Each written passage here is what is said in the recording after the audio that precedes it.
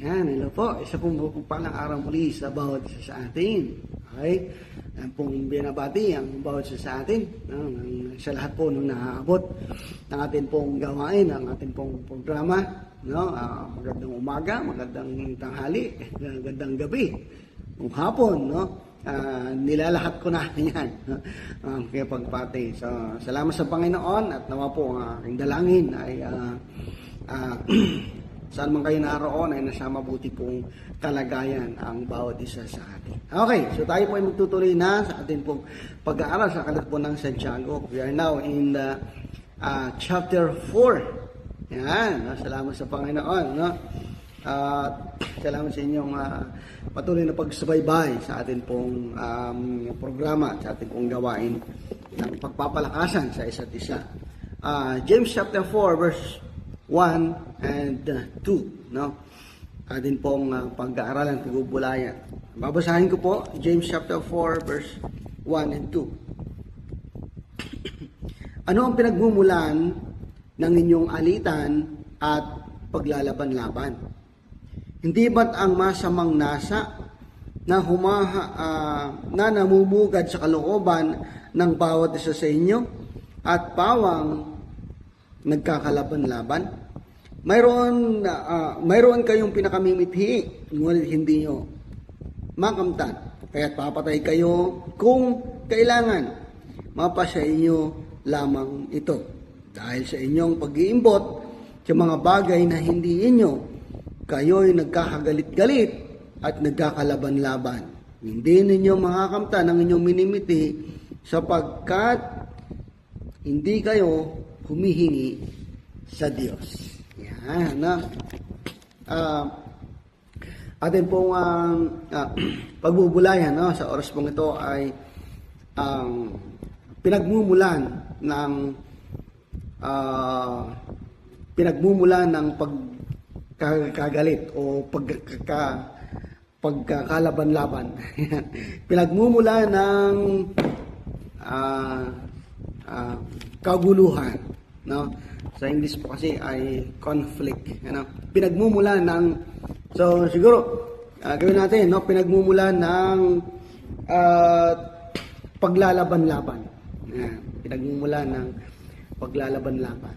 Pagkasabi paglalaban-laban o conflict o pag-aaway o hindi pagkakaintindihan, yan yung pong kapag ka nagsasabing paglalaban-laban, yun ay conflict. Mayroon kayong parang banggaan. So, ano nga bang pinagmumulan ng banggaan? Anong pinagmumulan ng pagkakalaban-laban sa isa't isa? Sa church, pwedeng mangyari dahil ang sulat na ito ni Santiago ay sa mga mananampalataya. Sa pamilya, sa pamilya pwedeng mangyari yan. Sa kamag-anak o mga mahal sa buhay pwedeng mangyari. Sa kapitbahay, yan, pwedeng mangyari. So natin titingnan po natin, si James ay nagbigay ng mga suggestion o mga paalala. Siguro ng iba sa atin, mayroon din naman tayong ibang nakikita o nalalaman, nagiging dahilan ng paglalaban-laban ng mga tao. So, pero dito pag-aaralan natin kung ano ang sinabi ni James, ang dahilan kung bakit ng tao ay naglalaban-laban. At ang nakakalungkot nga ay posibleng mangyari kahit po sa loob ng iglesia. Okay. So, ang sabi diyan, sa verse 1, hindi ba't ang masamang nasa na namumugad sa kalooban ng bawat isa sa inyo ay pawang nagkakalaban-laban? Yan, Unang dahilan daw kung bakit ng tao ay nagkakaroon ng conflict o banggaan o paglalaban-laban ay yung masamang pagnanasa o masamang nasa. Yan, o sa King James at sa lahat po ng English translation mostly ginamit ay lust. Okay? Lust, pagnanasa. Okay? Pagka sinabi pong lust, yun po ay pleasure, yung kagustuhan mo, yung mga bagay na ninanasa mo. Okay? So, yung mga bagay na ginugusto mo, yung mga bagay na dinidesire mo, minsan ginagamit din to sa mga selfish desire, pagnanasa sa pangsarili. Okay? So, yun po salitang pagnanasa ay yung mga bagay na gusto mong maangkin, yung mga bagay na gusto mong makuha, yung mga bagay na gusto mong mayroon ka, desire, lust. So, sabi, isa sa mga ugat ng kasalanan ay yung lust. Ano? Yung pagka sinabing lust ay mayroong yan iba't ibang kahulugan. Yung lust, sinabi sa ibang mga salin, di po, yung pinagmumula ng kasalanan, yung lust of the flesh, no? Pagnanasa sa ibang tao, pagnanasa sa katawan, lust of the flesh, no? Lust of the eye, no? Pagnanasa na nakikita ng ating mga mata. Right. So, si James tinalakay ito at masasabi niya at nasabi niya rin na ito ang mga nagiging dahilan ng paglalaban-laban sa kanilang panahon dahil sa mga masamang pagnanasa o mga bagay na ninanasa mo na nagbibigay ng kaguluhan sa isip mo, sa isip ng mga tao sa paligid. So, pagnanasa, ang sabi diyan, no, masamang nasa na nagmumugad sa kalooban ng bawat isa sa inyo ay pawang nagkakalaban-laban. Yan, pinagmumulan pala yon. So, yung minimiti mo, minsan pagka sinabi pong pagnanasa kasi parang gusto mo yung inaangkin mo, yung mga bagay na mga bagay na gusto mong sa'yo, gusto mong magkaroon, gusto mong iyo lang. Yan, so pagnanasa. Pagka sinabi po kasing pagnanasa, yan po ay hindi natatapos o hindi napupuno. Yung pong lust ay hindi napupuno. Ibig sabihin, kapag mayroon ka na, gusto mo pang magkaroon pa. Gusto mo pang magkaroon pa. Gusto mo pang madagdagan pa. Suktulan niyang malamangan mo yung ibang tao, maubusan mo yung ibang tao, basta magkaroon ka lang. So, diyan nagsisimula, ayon, no, kay Santiago, no, ang paglalaban-laban. Diyan nagsisimula ang pagkakaroon ng conflict kasi minsan ang tao, pagka may yung desire, mayroon pong selfish desire or lust, ay minsan nakakalamang ka ng kapwa, nakakalamang ka sa iba kasi nga gusto mo lagi kasi nga yung lust hindi natatapos, hindi napupuno kasi yung pong kapag sinabing lust, walang fulfillment sa lust. Pagka nakamtan mo yan, hahanap ka uli. Kukuha ka at kukuha. Kapag nakamit mo na, kukuha ka na uli. So, gusto mo, kasi nga, yung sabi ni James ay namumugad yan sa kalooban. Ang tao walang kapunuan. Okay, so, ito po yung paalala sa atin. Siyempre tayo mga mananampalataya. Ang kapunuan naman natin ay ang Panginoon. Yung mga hinahanap natin, totoo lang ay sa Panginoon naman talaga natin matatagpuan. Yung mga bagay na hinahanap ng katawan ay ang katawan po natin walang satisfaction. Wala po diyan, no?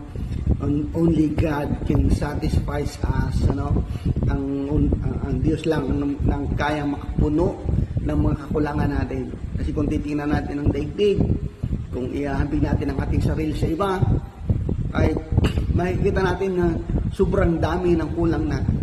Kapag nakikita natin yung ibang mga tao na umuunlad, gumaganda ang buhay, no, nagnanasa din tayo na sana kung ganoon din. Yung parang nagkakaroon tayo ng nagnanasa na gusto mo rin magkaroon. Hindi naman masama yun, pero kapag kayo ay ginamit yung salitang lust, yung hindi magandang pagnanasa, lumalayo ka sa kalooban ng Diyos o gagawa ka ng paraan, gagawa ka ng iyong sariling kagustuhan para makamit mo ang iyong minimithi. Yan, no? So sa maling kapamaraanan, so, hindi masamang mag-desire o magnasa ng mga bagay na sa ikabubuti mo at kalulugod ng Panginoon. Pero kasi pagka sinabing last o pagnanasa ay medyo hindi maganda talaga agad yung term. Pero basta lagi tayong magpailalim sa kalooban ng Diyos, sa plano ng Diyos, sa programa ng Diyos, at ang Diyos ang pupuno ng mga bagay na kulang sa atin. Ano po? So, last o pagnanasa. Pangalawa ay pag-iimbot o covetousness. Sabi sa verse 2, mayroon kayong pinakamimithi, ngunit hindi ninyo makamtan, kahit papatay kayo, kung kailangan, mapa sa inyo lamang ito. Yun po yun, yung pagnanasa. No, ang gusto ko dulan kang makasakit ka ng damdamin ng iba para basta makuha mo lang yung gusto. Okay? So, ang sabi pa nga dito, hanggang sa gusto mo pang makapatay ng ibang tao para makamit mo lang yung iyong gusto. Okay? So, kaya paalala, ito yung nagiging dahilan ng pag-aaway-away o conflict sa inyong buhay, sa pamilya, kapitbahay, kaibigan, sa church, pwedeng mangyari. Ano po? So, ayan. Tapos sa verse 2, ay mayroon kayong pinakamimithi, ngunit hindi nyo nakamtan, kahit mapatay kayo, kung kailangan, mapasay nyo lamang yun. Dahil sa inyong pag-iimbot sa mga bagay na hindi inyo, kaya nagkakagalit at nagkakalaman-laban. Hindi ninyo makakamtan ang inyong minimithi sapagkat hindi kayo humihingi sa Diyos. Yan, no? So, pagnanasa at pag-iimbot. So, okay. So, okay. So, pagnanasa at pag-iimbot. Okay. Yung pong pagnanasa ay mga bagay na gusto mong makamit. Na hanggat maaari, kapag yung pagnanasa, yung pleasure, yung last, yung gustong-gusto mo talaga. Gustong-gusto mo na parang gagawa ka talaga ng paraan hanggang sa makagawa ka talaga ng mali, hanggang sa makagawa ka ng masama para makuha mo lang yung gusto. That's last. Yun pong covetousness naman, yun yung pong pag-iimbot. Yung pag-iimbot ay yung pinagnanasahan mo, yung pagmamay-ari na ng iba. Pagmamay-ari ng iba ang iyong pinagnanasahan. Yung pong pagnanasa, yung last ay pinagnanasahan mong isang bagay na gustong-gusto mo. Okay?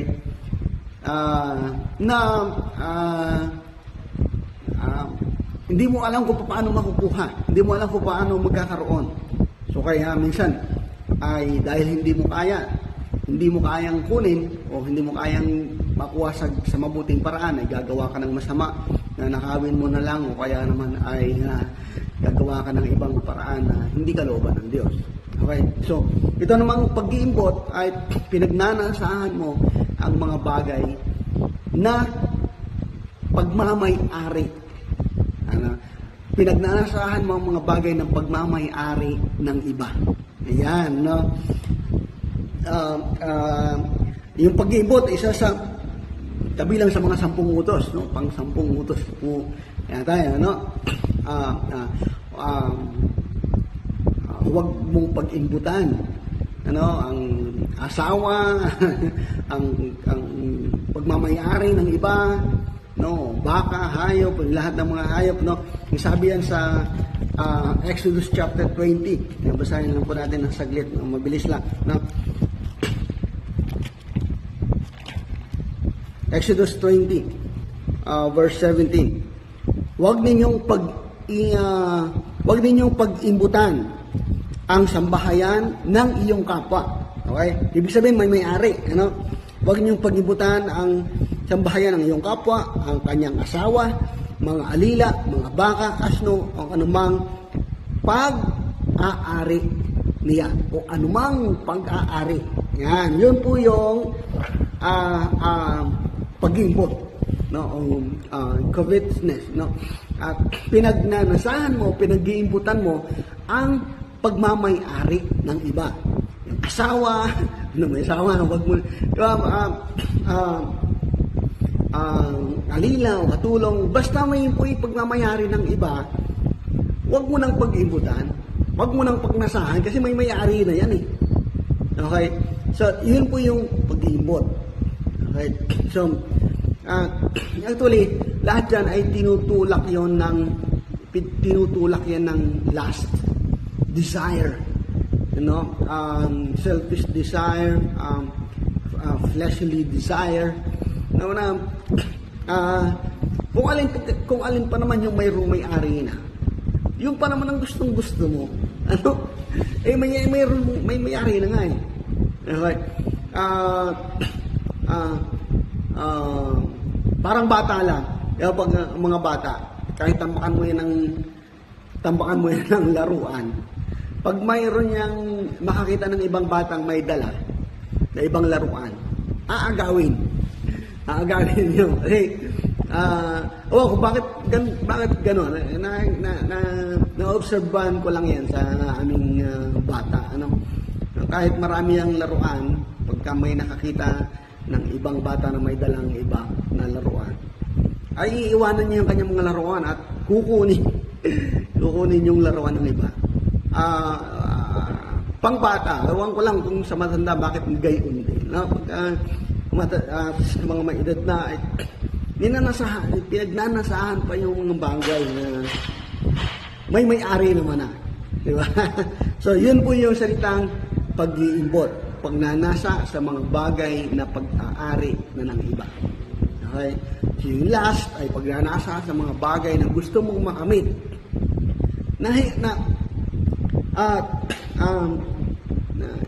Hindi mo naman kaya. Yan, no? Naalala ko yung isang kasabihan, sikat sa Facebook yun eh, yung huwag kang tama ba yun? Huwag kang magnasa ng hindi mo kaya. Parang, yan. For something that nakalimutan ko na.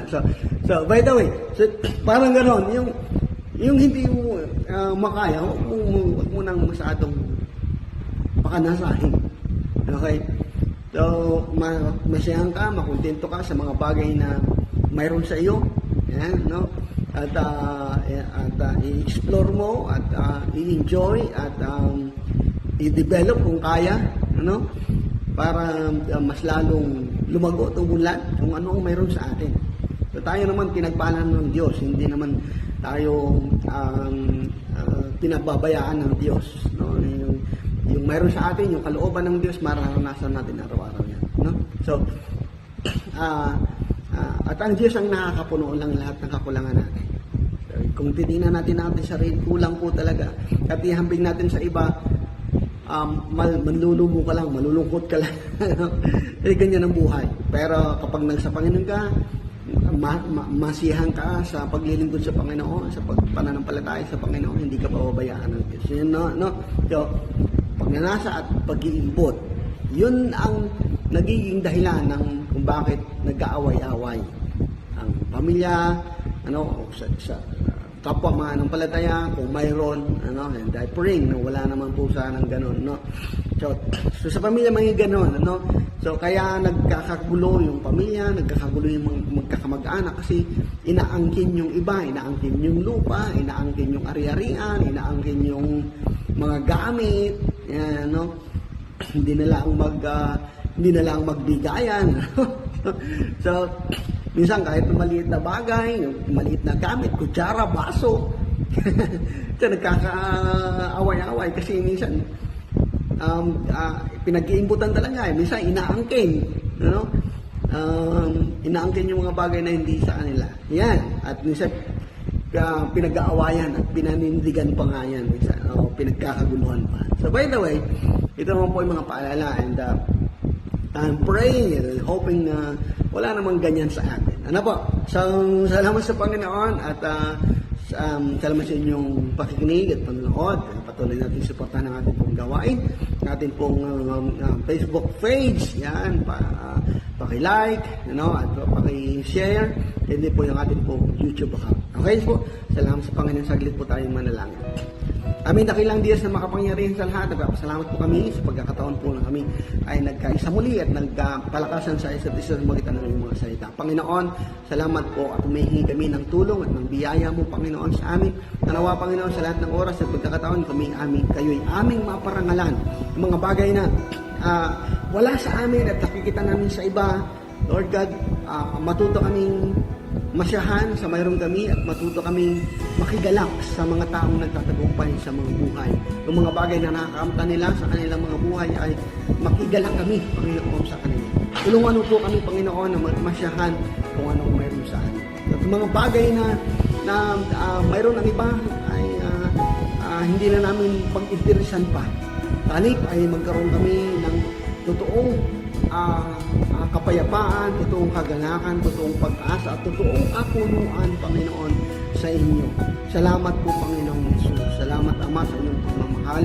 Salamat po ng Espiritu sa iyong pagsama. Panginoon, aking dalangin ng iyong biyaya ay maranasan ng bawat isa sa amin. Sa lahat po ng narito, naabot ng mensahe na ito, Panginoon, ikaw po magpaalam sa kanila. Kung kanilang mga pangangailangan, kung sila man po ay nasa balig ng karamdaman, ang himala ay maranasan nila at ang kagalingan, Panginoon, ay kanilang makamtan.